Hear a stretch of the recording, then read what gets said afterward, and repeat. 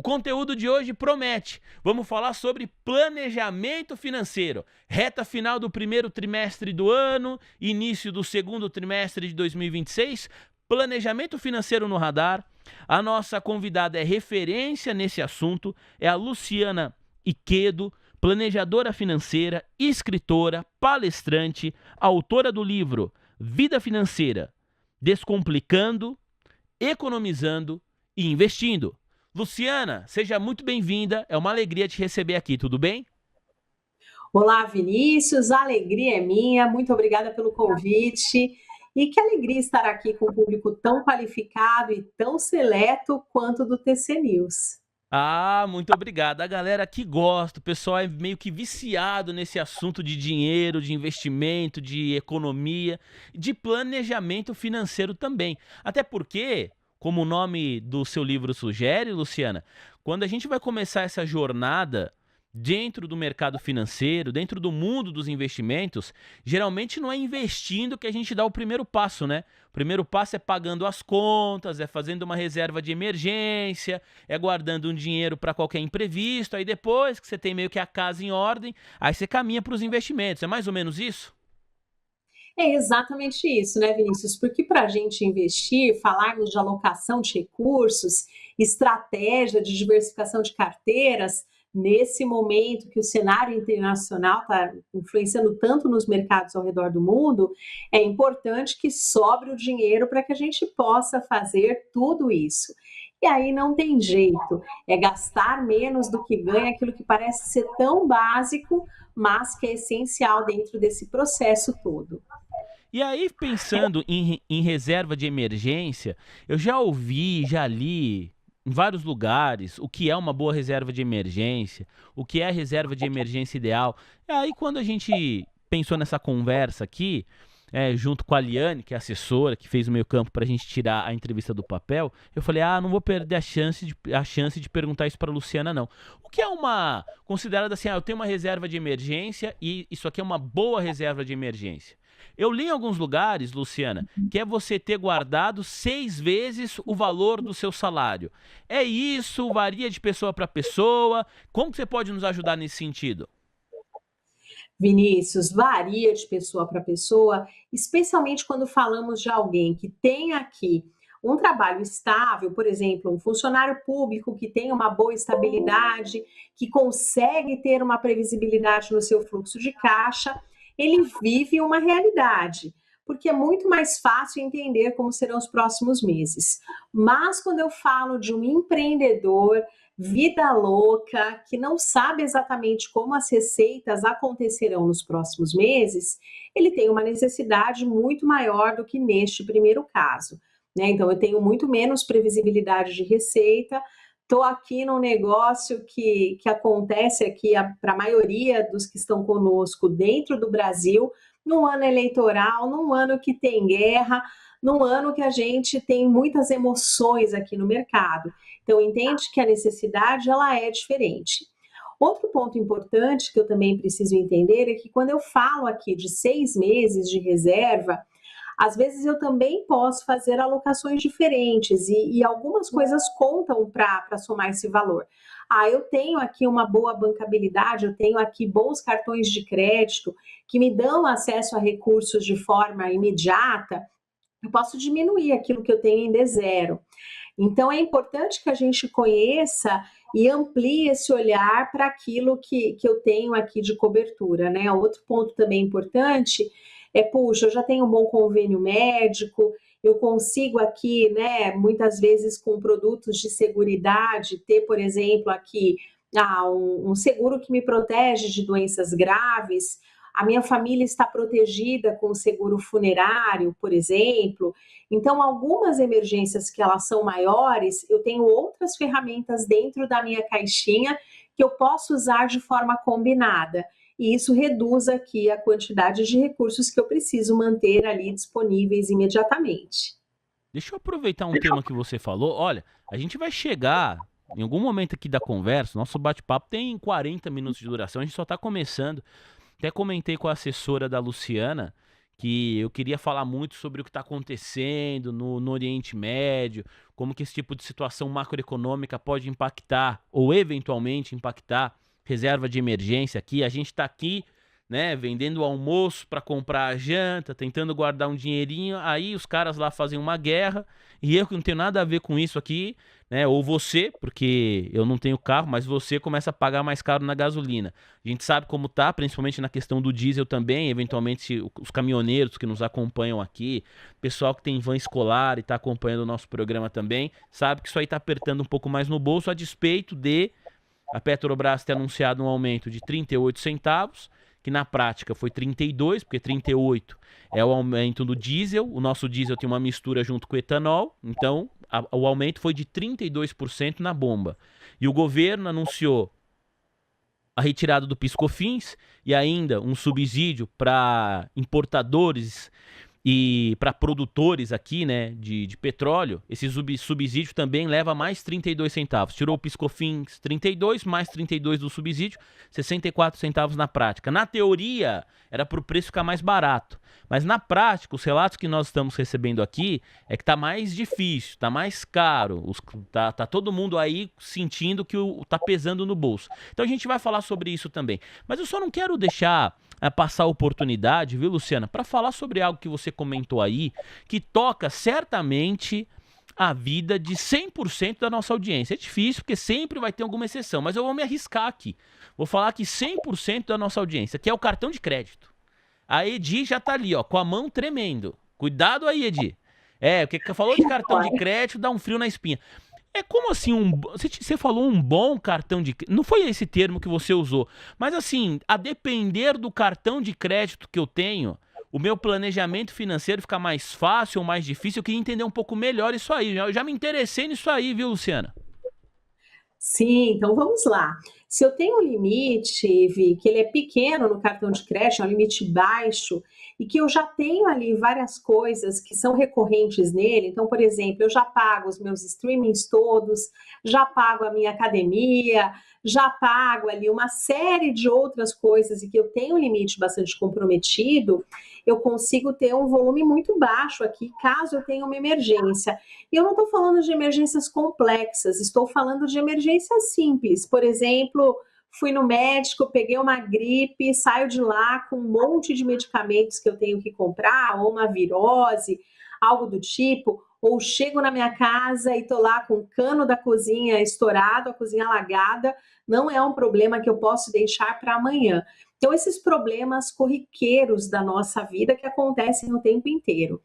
E se eu não tenho, se eu tenho ali uma boa bancabilidade, se eu tenho um bom limite no meu cartão de crédito, eu posso resolver esses problemas e, dependendo da data, eu ganho até 45 dias para que eu possa pagar essa fatura, remanejar meus investimentos, de repente tem alguma entrada que acontece aí no meu fluxo de caixa e me ajude a isso.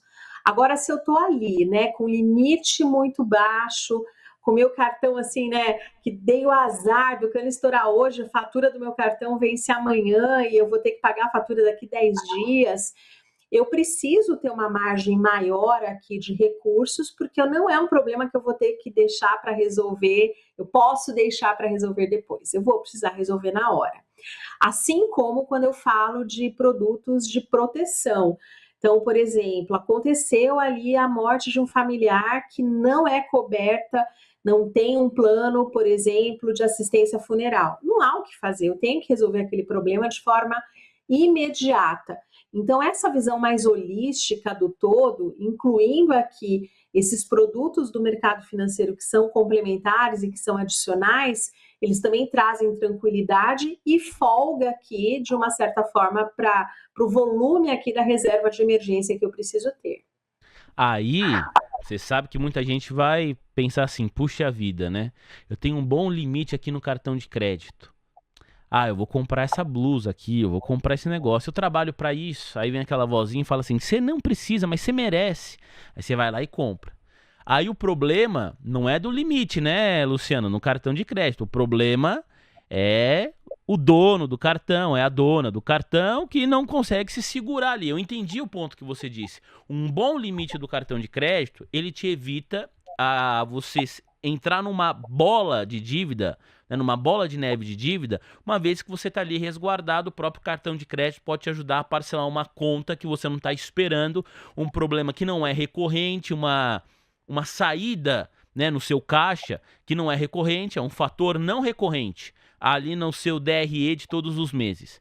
Beleza, mas esse bom limite, ele também não pode ser uma desculpa para você começar a gastar justamente porque seu limite é alto, então depois a gente vê como paga, deixa a vida me levar. Não pode ser assim, né, Luciana? Não, de forma alguma, que eu não estou falando para as blusinhas, para o consumismo aqui de imediato. Eu estou falando de margem de manobra, porque aí, de repente, se eu tenho um limite não utilizado do meu cartão, eu não preciso ter toda essa quantia disponível em D0, porque eu tenho outras formas de solucionar o problema que não tendo que sacar da minha reserva D0 e pagar ali aquela emergência. Então, é muito mais nesse sentido. Entendendo aqui que eu estou falando com muitos que já investem, que já têm aqui uma boa administração de fluxo de caixa. Eu estou falando justamente da oportunidade, Vi, que quando eu quero ganhar mais na renda fixa, o que eu preciso fazer, né? Ou eu preciso correr mais riscos, ou eu preciso retirar a liquidez imediata do meu recurso. Então, quando eu falo em alocar um grande volume de recursos em D0 imediato, eu abro mão da rentabilidade desse recurso em troca disso, é o que a gente chama no mercado financeiro de trade-off. Então eu troco uma rentabilidade maior pela liquidez desse recurso.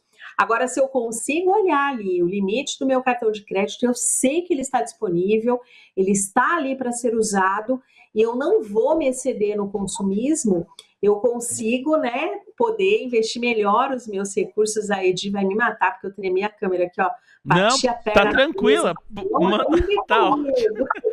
Tá tranquilo. Aquela coisa italiana que fica se mexendo, né? Eu também falo assim. Maquê. Então, um ponto importante é esse. Se eu tenho aqui um limite, uma margem, eu posso manter menos recurso, rendendo menos recursos alocados em D0, porque eu consigo transitar melhor aqui dentro das minhas possibilidades.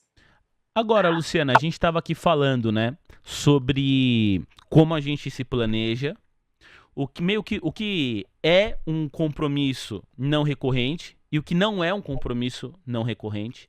Então, uma coisa é, você chegou em casa, o cano está estourado. Isso é um compromisso, não é recorrente. Você não é todos os meses que um cano vai estourar na sua casa. Mas quando acontece, você tem que resolver na hora. Você precisa ter crédito para isso, porque isso vai te custar alguma coisa. Você tem um pet, você é pai de pet, é mãe de pet, aí o pet ficou doente. Deus queira que não seja recorrente, mas naquele momento você vai precisar levar ao veterinário, você vai ter que gastar um remedinho, tudo mais. Você tem que ter crédito para isso. A blusinha não é um item não recorrente. Você pode comprar, beleza, mas aí entra numa outra pasta que não essa. Agora, e quando nós não controlamos os fatores, Luciana, que impactam o nosso orçamento? Então eu dei o exemplo, vamos começar a falar sobre isso, é um exemplo. O preço da gasolina subiu. Quem acompanha aqui a TC News sabe que todos os dias a gente está aqui monitorando o preço do contrato futuro do Brent, mas assim, no minuto a minuto, monitorando a defasagem do preço praticado no Brasil com a paridade internacional, todo dia relatório da Bicom. Então quem acompanha a TC News sabe por que o preço da gasolina sobe, por que o preço do diesel sobe e por que quando cai o motivo da queda também. Beleza, não é essa a pauta agora. A pauta é, na prática, o dono de uma van escolar, ele cobra uma mensalidade dos seus alunos ali, ou dos alunos que vão utilizar o serviço. Quando o diesel está mais caro para esse empreendedor, a margem dele diminui. E não é responsabilidade dele. Ele não fez nada de errado, ele não comprou uma blusinha a mais. Quando o diesel está mais barato, a margem dele sobe. Não por mérito também, mas é algo ali que ele não controla. Então, como lidar com essa situação quando você não controla alguns fatores que vão impactar para mais ou para menos o seu planejamento financeiro, Luciana? Sim, sempre que nós fazemos um planejamento financeiro de longo prazo, a gente tem que entender que a gente tem ali as variáveis controláveis e as incontroláveis, e o risco que ele é sistêmico e o não sistêmico. Então, dentro do risco sistêmico, quando eu faço a alocação dos ativos na carteira, eu vou escolher ativos não correlacionados, que quando um sobe, né, o outro desce. Quando a rentabilidade de um é afetada para menos, a outra te traz ali uma rentabilidade maior, que te compensa essas grandes variações. Agora, o que você está me falando aqui, né, Vi, é da questão do fluxo de caixa, citando aqui o exemplo do motorista da van, e a gente pode falar diretamente de todos que dependem aqui do combustível para a prestação de serviços. Então, aqui eu já parto de um princípio que a gente precisa precificar corretamente os nossos produtos e serviços, sem considerar somente a variável de olhar quanto o coleguinha, quanto o concorrente está cobrando, de entender realmente todos os custos implícitos aqui na prestação de produtos, na prestação de serviços ou na venda de produtos. Mas quando eu falo de petróleo especificamente, o preço do Brent, o que está acontecendo agora no mundo, tem implicações muito mais sérias do que só aquela pessoa que faz uso de um veículo, que tem carro, que tem uma moto, que tem um caminhão, uma caminhonete, ou de alguém que dependa disso para prestar serviços.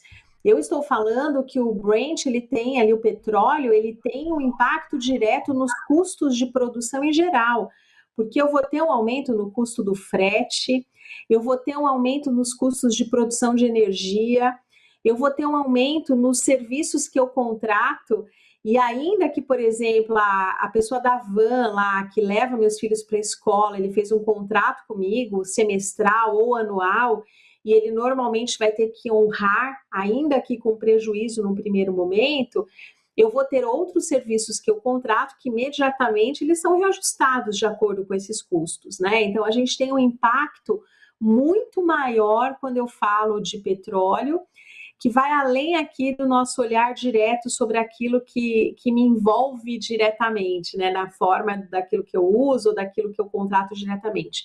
Mas as questões indiretas, elas são muito relevantes e impactantes nesse contexto. Eu te ouvindo falar aqui, Luciana, eu tô pensando sobre educação financeira, que é um assunto que às vezes ele é quase clichê, porque a gente está caminhando aqui para o 6º ano de TC News e há 6 anos a gente fala bastante a respeito desse tema e parece que a situação no Brasil, hoje em 2026, ela é melhor, por exemplo, do que era no final de 2019, começo de 2020, e certamente daqui 6 anos o tema educação financeira vai ser mais bem abordado, mais pessoas vão se preocupar com isso do que se preocupam hoje em 2026. Ou seja, com o tempo as coisas vão avançando. Meu ponto estão avançando da maneira que poderiam? Na prática, os clientes que você atende são clientes que já chegam para você com um certo grau de sabedoria no que diz respeito a como lidar com as suas finanças, ou são pessoas que têm dinheiro ou que querem guardar dinheiro, mas não sabem nada sobre finanças, porque tudo que você comentou aqui me parece que seria facilitada a vida do seu cliente e de alguma maneira a sua vida também, se a pessoa entendesse como fatores externos, internacionais, podem impactar o salário que ela ganha aqui no Brasil. Como que é essa relação que você tem com os seus clientes e, pela sua experiência, essa relação do brasileiro com o conhecimento em finanças, de modo geral? Sim, vamos lá. Excelente pergunta, Vinícius. Eu, de mercado financeiro, já tenho muitos anos, né? De vida profissional, eu completo 30 anos agora em abril. Comecei no mercado financeiro sendo gerente geral do finado Unibanco lá no passado, né? Trabalhei no finado Banco Real, trabalhei nos grandes bancos desse país, e eu posso te afirmar que hoje as pessoas já chegam muito melhor informadas do que chegavam naquela ocasião. Por conta de termos aqui diversas ferramentas de busca, de termos aqui a inteligência artificial que vem cumprindo um papel importante para isso, por termos falado muito mais nesse tema de 2019, especialmente para cá, então as pessoas elas chegam mais preparadas e elas já têm muito mais noções de investimentos do que tinham antes. Mas a questão do aspecto comportamental, esse é o aspecto que é preponderante aqui, que vem conduzindo grande parte das conversas. Especialmente nesse momento agora em que a gente fala, né, de um cenário externo bastante conturbado, e a gente também fala de um cenário interno que também vai ser conturbado. Queria não dizer isso, tá? Queria falar, nossa, super otimista, mas é um ano eleitoral. No dia 4 de abril, a gente tem aí as confirmações de quem serão efetivamente os candidatos, quem não serão, e começa aquela fase mais intensa de campanha política, de tirar muita coisa debaixo do tapete de todos os lados. Então, a gente começa a receber um bombardeio de informações, e eu falo sempre aqui com os clientes no meu dia a dia que é muito importante você ter um filtro de qualidade, você escolher bem as fontes de onde você vai se munir de informações, de você ter o seu planejamento pessoal, financeiro, de longo prazo, incluindo questões relevantes, como, por exemplo, a própria independência financeira, a aposentadoria, que a gente chamava até então, né? Hoje a gente costuma ter um nome diferente, entender quais os fatores de riscos inerentes ali aos cuidados da sua família, da sua vida, da sua célula aqui do seu núcleo duro, entender aqui qual é a rentabilidade real da sua carteira no longo prazo, o que você busca no longo prazo, e filtrar aquilo que entra, porque senão, gente, vira uma loucura tão grande, né? Porque a gente vai dormir, a guerra avançou. Quando a gente acorda, não, agora parece que a gente caminha aqui para uma situação de paz. E isso tudo gera aqui um movimento no nosso coração e no nosso estômago. Eu falo que o investidor, ele tem aquele nome bonito, né? Switchability, o perfil do investidor, mas ele efetivamente precisa se conhecer e precisa entender aqui como as borboletas no estômago e as batidas no coração influenciam a tomada de decisão do investidor na prática, no dia a dia. Se o coração tá batendo, tá bom. Tem uns aqui que acompanham a gente que o coração já parou 3 vezes, a gente precisou fazer uma massagem cardíaca para voltar. Brincadeiras à parte, isso que a nossa convidada Luciana falou é muito verdade. A gente comenta isso aqui também na TC News, que é como você, que é o lado psicológico da operação. Então, se você ensina a mesma técnica para duas pessoas, não necessariamente elas vão ter o mesmo resultado. Aliás, muito possivelmente elas vão ter resultados diferentes, porque é como cada uma dessas pessoas vão reagir no momento em que ganham dinheiro e principalmente no momento em que perdem dinheiro. É uma questão muito individual e aí você precisa fazer um trabalho para se conhecer. E a planejadora financeira, ou planejador financeiro que vai atender o cliente, quando esse relacionamento ele é um relacionamento de médio e longo prazo, acho que consegue de alguma maneira também ajudar nesse sentido, não consegue, Luciana? Com toda certeza, porque muitas vezes aquilo que é dito é aquilo que a pessoa gostaria, a forma que ela gostaria que fosse. Então, de repente, é um investidor que me diz assim: não, eu sou super arrojado, eu já passei pela pandemia, acordei ali, né, na quarta-feira de cinzas, depois do carnaval de 2020, resisti e tudo mais. E ele me conta coisas de como ele gostaria de ser, qual é o seu ideal de perfil e não como ele é na prática, no dia a dia, quando ele olha ali e vê uma baita de uma marcação a mercado. A gente teve agora aqui 2 episódios recentes, né, de crédito privado, bem aí impactantes em algumas carteiras, um investidor que tinha ali o título puro e que viu uma marcação forte ali, expressiva, né? É nesse dia que a gente sabe se a pessoa realmente, aquilo que ela me diz é aquilo que é, ou se ela, né, realmente sofre nesses momentos.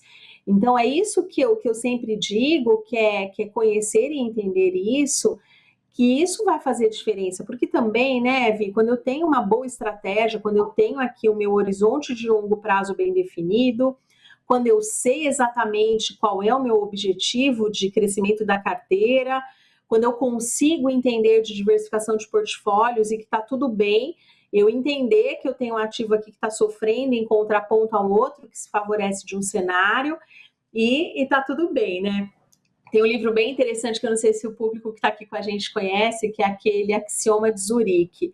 E certa vez Galera eu conhece, atendi já falaram bastante desse livro. Eu ainda não li, vou ser sincera aqui, mas tá na minha lista, assim, o Léo Levati, que apresenta o Manhã TC News, ele já falou 1000 vezes, como você não leu esse livro ainda? Eu falei, calma, tô terminando, vou chegar em algum momento. Mas todo mundo fala bem desse livro, é impressionante. Leia. Ele é bem legal, porque em linhas gerais, assim, o axioma de Zurique, ele vem e fala, né, que se você tem uma diversificação grande de portfólios, quando aquele portfólio te traz, quando aquele ativo te traz alegria, vai ser uma alegria muito pequena, porque é inexpressivo, né? Que então, quando você tem posições mais consolidadas, quando você faz apostas mais direcionais, o seu resultado é muito maior. Que vem muito aqui trazer uma oposição à teoria dos portfólios do Markowitz. Eu sou apaixonada pelo Fernando Iquedo e pelo Markowitz. Eu brincava sempre assim com os meus alunos, né? Que quando a gente tem um portfólio bem diversificado, a gente, às vezes, quando tem aqui grandes ativos, né, que se alavancam ferozmente, você fala, puxa, eu não capturei todo o ganho que eu teria capturado se eu estivesse com uma posição maior só nesse ativo, né? Que é aquela vontade, né?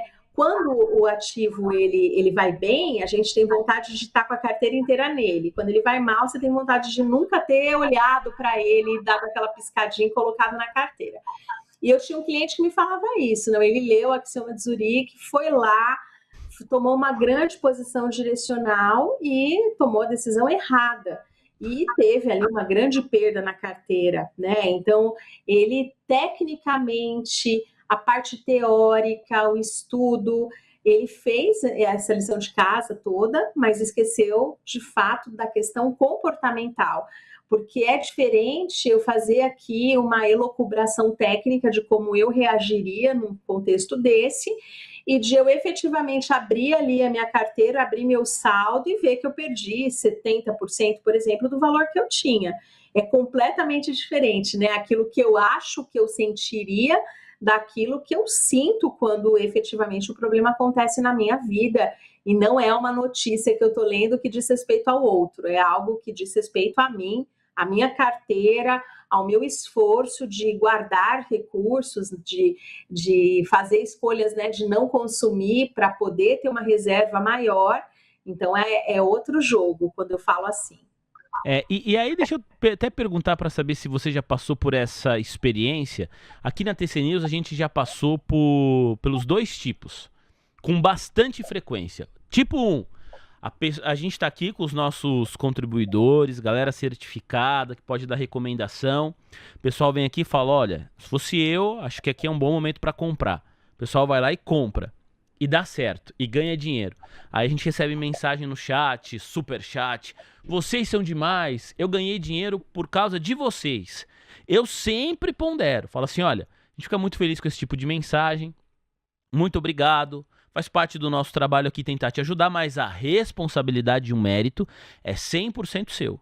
Porque o dinheiro é seu, você que entendeu que fazia sentido, eu espero que você tenha estudado, mas você que apertou o gatilho. Então o mérito é 100% seu. Quando a gente... E já recebemos muita mensagem ao contrário também. Putz, eu me lembro de uma, mas foi muito especial. Eu dei uma resposta um pouco atrevida. Não deveria... Eu era mais jovem. Era na época da Páscoa. Mas eu sabia também que aquele arroba, maldito arroba, escrevia meio que pra encher o saco. Ele escreveu lá uma coisa assim, ah, pessoal, comprei, agora eu nem lembro qual era o papel e perdi. Vocês vão me reembolsar? E era na época da Páscoa. Aí eu respondi assim, ah, vamos. Com certeza, até porque a responsabilidade é nossa. Se prepara que tá chegando aí na sua casa o reembolso junto com o coelho da Páscoa. Então eu respondi alguma coisa assim. Porque também não é responsabilidade de quem está passando a informação, da pessoa que está aqui, e claro que a pessoa está tentando acertar todos os calls que está aqui, certificar, está tentando. Nossa audiência também depende disso, né? Alguém que está aqui, que o público olha e fala assim, essa pessoa de alguma maneira pode me ajudar. Sabendo que a decisão final depende do estudo individual, o dinheiro é 100% da pessoa, isso a gente sempre deixa muito evidenciado aqui, e depois de 6 anos, aí todo mundo, acho que me entendeu bem, ou quase todo mundo. Já aconteceu algo parecido com você aí, na sua carreira de planejadora financeira, Luciana? Você já mandou alguém procurar o coelho da Páscoa também? Você sabe, Vi, que eu sempre trago aqui essa chamada no primeiro momento nas conversas iniciais, né? Eu costumo fazer aqui a primeira reunião, a pessoa me pergunta, eu trago o quê? A planilha? Você quer minhas posições consolidadas? O que eu trago para a primeira reunião? Eu falo, só venha você, porque eu quero conversar e entender aquilo que não está na sua planilha, o que a sua planilha não está me contando, o que sua posição não está me contando, porque isso que você trouxe aqui é muito relevante. Então, apesar de nós termos, né, vários cenários, vários calls de mercado que são interessantes e que, obviamente, a função técnica do profissional é munir o investidor dessas informações para que ele consiga decidir, a decisão final é dele, o risco é dele. E os calls, eles muitas vezes são errados. Veja agora, né, um exemplo aqui que a gente pode citar é Raizen. Veja, grandes gestores, fundos relevantes de assets renomadas, com posição de Raizen, que era AAA. Esse título era um título AAA. Muito bem lembrado. Muito bem lembrado. A galera se esquece, ela tinha essa chancela aí, tipo, qualidade de crédito excelente, né? A gargalhada. Como quando a gente fala, né, de Americanas, a gente também está falando aqui de um título que era um título excelente. Quando a gente falava de Light, né, que assim, não, Light tem um risco mais duvidoso, mas olha só, é serviço de energia, serviço básico, não vai, né, não vai dar ruim, e deu ruim. Então, é sempre importante aqui que a gente tenha essa visão de que, por mais que a minha opinião seja uma, a opinião que tem que valer e o que tem que preponderar é a visão do cliente, a possibilidade de correr risco do cliente, essa capacidade que ele tem. Porque quando a gente fala de perfil de investidor, a gente também está falando da propensão ao risco. Eu consigo correr bem o risco, tudo bem, eu durmo, coloco a cabeça no travesseiro e durmo bem, mas eu também estou falando de capacidade financeira. Eu tenho outros ativos que suportem aqui o que eu necessito até que aquele ativo volte o preço, ou até que a situação se resolva, ou se eu tive uma perda, no caso aqui de renda fixa, e esse está sendo um período bem interessante, que quando a gente falava, né, muitas vezes lá atrás, olha, quando eu falo aqui de uma ação e falo aqui de uma blue chip, muitas vezes o risco é menor do que o investimento numa renda fixa. E era difícil das pessoas terem a compreensão prática do que isso significava. E agora, depois de Banco Master, de Will Bank, né, de Voiter, de Raizen, de Americanas, de Grupo Pão de Açúcar, a gente acho que tem aqui uma demonstração clara do que isso significa. Então, eu penso que mostrar para o investidor que é isso, é esse olhar, né, do risco que ele tem capacidade para correr e do que ele está disposto a correr, e também que o mercado, ele não é, né, só assim, eu estou aqui tendo essa visão, é isso, porque a gente tem as variáveis incontroláveis e que fogem completamente da nossa decisão e da nossa possibilidade de fazer algo para reverter no curto prazo. Agora, deixa eu mudar um pouco o ângulo. Vou falar do ângulo do cliente que muitas vezes é maltratado pelo especialista e maltratado pelo banco. Primeiro eu falei do cliente que é mala, né? Eu falei do cliente que, na verdade, também, o que é muito gente boa, que quer atribuir parte do ganho dele aqui a TC News. Isso acontece com bastante frequência, é ótimo, mas o mérito é sempre individual. Eu falei do mala também, que quer atribuir a perda dele a um terceiro, e a decisão continua sendo uma decisão individual. Agora eu vou falar o contrário. E vou dar um outro exemplo de novo da vida real. Uma vez, isso aí deve ter um ano mais ou menos, a minha noiva chegou em casa e falou assim: amor, a minha chefe, ela tinha um dinheiro para receber, não sei o que, recebeu o dinheiro, foi até o banco dela, o assessor dela tal, e pediu pro cara montar um planejamento para ela alocar esse dinheiro. E o cara montou. E tá aqui nesse papel. Ela, como sabe que você trabalha com isso lá na TC News, ela pediu pra você dar uma olhada. Se é bom ou ruim, você pode fazer isso? Eu falei, né, eu nem, não sou especialista nisso. É melhor ela pedir pra alguém do banco, dar uma olhada. Não, ela queria que você olhasse, tal, tal, tal. Você pode olhar? Eu falei, tá bom, daí. Olhei. Ela tinha mais ou menos uns 200 mil reais, 250 mil reais, que ela ia aplicar nisso aí. Olha, eu não sou especialista não, mas 80% do valor estava em COI. Eu, que não era nem o meu dinheiro, já chutei pra cima e xinguei o assessor dela lá. Nem sei quem é o cara. Eu não vou falar qual é o banco por educação, finese. Mas é um gigante aí. É banca, assessoria de investimento, é tudo, tá bom? Aí peguei e falei assim, ó. Fala pra Camila, que é a chefe dela, chegar lá amanhã e falar assim, refaça isso aqui. E se tiver a palavra COI de novo, eu vou fazer uma reclamação pro seu chefe de você. Mas se aparecer a palavra COI de novo. Ah, amor, a Camila nem sabe o que é isso, ela nem sabe o que vai estar falando. Então, mas pede pra ela falar sem saber. Ela não tinha ideia. E aí, eu contei essa mesma história que eu tô contando pra você aqui na redação da TC News. E o nosso antigo chefe, chefe do meu chefe, ele trabalhava aqui e ele veio do Itaú. E ele me chamou e falou assim, Vinícius, o COI é muito mal usado. Quando surgiu o Aí ele foi me explicar como surgiu o produto. Ele conhecia pra caramba do COI, mas falando assim, realmente hoje em dia é péssimo. Eu falei, então, como hoje em dia é péssimo, eu prefiro evitar isso aí. Mas enfim, quero te ouvir sobre isso, porque no caso aqui, a pessoa, ela ia ser muito lesada, porque era 80% de COI. Entendeu? Eu falo, não é possível que isso aqui é o melhor investimento para 250 mil reais. Então também tem muito disso ainda, a despeito. Você trouxe essa percepção das pessoas conhecerem um pouco mais. Me parece que tem muita gente ainda pensando muito mais na sua própria remuneração do que na remuneração do cliente. Isso ainda existe, não existe, Luciana? Existe, Vinícius, que é o conflito de interesses, né? E aí, lembra do Coelhinho da Páscoa que você mandou visitar lá, Sim. Esse o cara eu seu... mandei também, só que ele nem sabe que eu existo, mas lá em casa eu mandei ele também, pra coisa pior ainda. Né? Você mandou o Coelhinho da Páscoa visitar, então é assim, é muito importante que a gente tenha uma consciência cada vez mais clara de que as coisas têm um custo e que quando elas são de graça para você, é porque você é o que está trazendo a rentabilidade para a pessoa. E quando eu falo aqui desses novos modelos aqui, né, da consultoria financeira, do planejamento financeiro, é um modelo em que você é remunerado exclusivamente pelo cliente. Assim como quando eu faço uma opção de comprar um relatório de investimentos, um relatório que me diga qual é a qualidade do ativo, eu estou pagando para alguém me trazer uma versão, uma visão idônea daquilo que ele está fazendo. E eu remunero a pessoa por isso.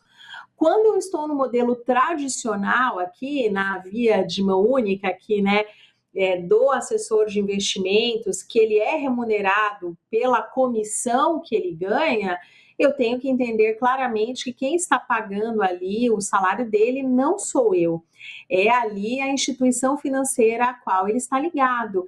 E essa instituição financeira tem interesses que podem ser muitas vezes divergentes dos meus. E aí, de fato, muitas vezes você tem COIs que eles vão te propiciar entrar aqui em produtos de uma forma mais segura, estruturada, para uma parcela pequena no longo prazo. Agora, quando a gente vê essas aberrações, é algo muito crítico e que a gente precisa entender.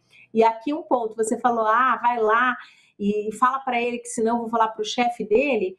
Infelizmente, a gente viu grandes executivos de corretora, de banco e tudo mais, recebendo prêmios, ganhando viagens por ter entuchado COI abaixo. A gente viu escritórios de investimentos sentindo orgulho. Fui premiado, escritório que mais vende COI no Brasil. Pelo amor de Deus, me dá vergonha e não orgulho de uma situação assim, né? Então, entender isso é quase assim, né? Eu vou contratar aqui um advogado para fazer aqui, para resolver um litígio meu com outra pessoa. Eu realmente vou achar que se o outro estiver pagando integralmente esse advogado, falando com o advogado, ele está defendendo o meu interesse? Será que ele está? Então, eu penso que é cada vez mais ter um olhar mais amplo, né? E entender, tudo bem, de repente a pessoa ela está no momento que essa é a única opção que ela tem. Legal, então você tem que entender que você está conversando com um vendedor que está te vendendo aquilo ali. E aí é a mesma coisa que quando eu entro na loja e experimento uma blusinha e a vendedora fala: Nossa, você tá linda com essa roupa.